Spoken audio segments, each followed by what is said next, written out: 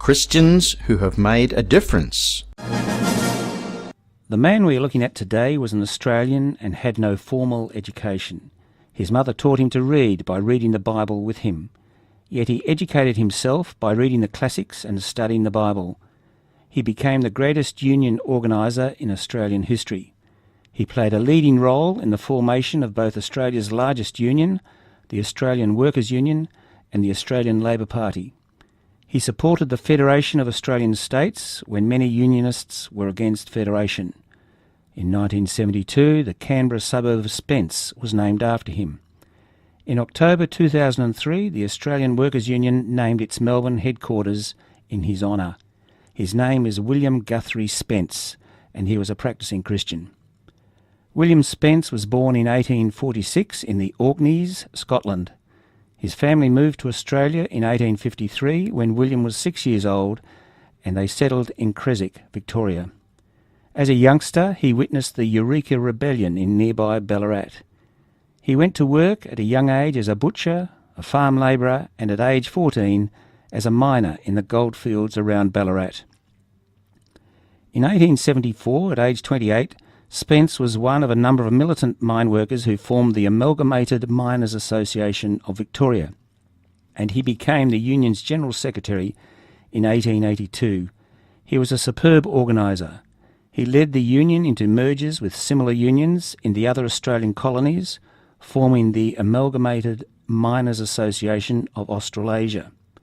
In 1886, he became the first president of the Amalgamated Shearers Union, the ASU. By 1890, most shearers in South Australia, Victoria and New South Wales had joined the union, and 85% of the shearing sheds were open to union members only. Spence had been stunningly successful.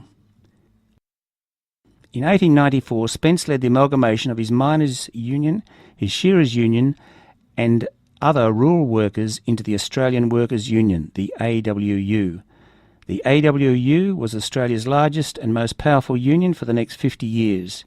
He was the AWU's secretary from 1894 to 1898 and president from 1898 to 1917. The union continues to be a power in Australia to this day. Through some failed strikes from 1891 to 94, Spence realised that unions needed to have political traction, so he turned his attention to politics and promoted the fledgling Labor Party.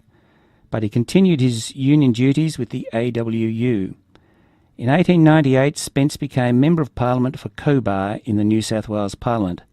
As Member for Cobar and head of the AWU, he was one of the most powerful men in New South Wales politics. In this role, he supported the Federation of the Australian Colonies, contending with many others in the labour movement who opposed the move.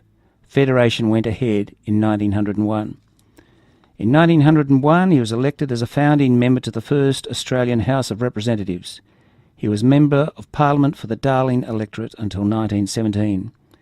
In 1916, Prime Minister Hughes decided to introduce conscription to maintain Australia's contribution to the Allied forces in World War I. Most of the Labor Party bitterly opposed this. The party expelled all members of Parliament who supported the conscription bill. So did the Australian Workers' Union, and Spence's role in the unions and Labor Party came to an end. He turned to farming and died in 1926 at the age of 80. Often the founders of trade unions and the Labor Party in Australia are stereotyped as atheistic socialists, but most were Methodist Christians. Spence was a prime example of these men. In his early years, Spence was secretary and Sunday school superintendent of the Creswick Presbyterian Church. Later, he was a preacher in Methodist churches.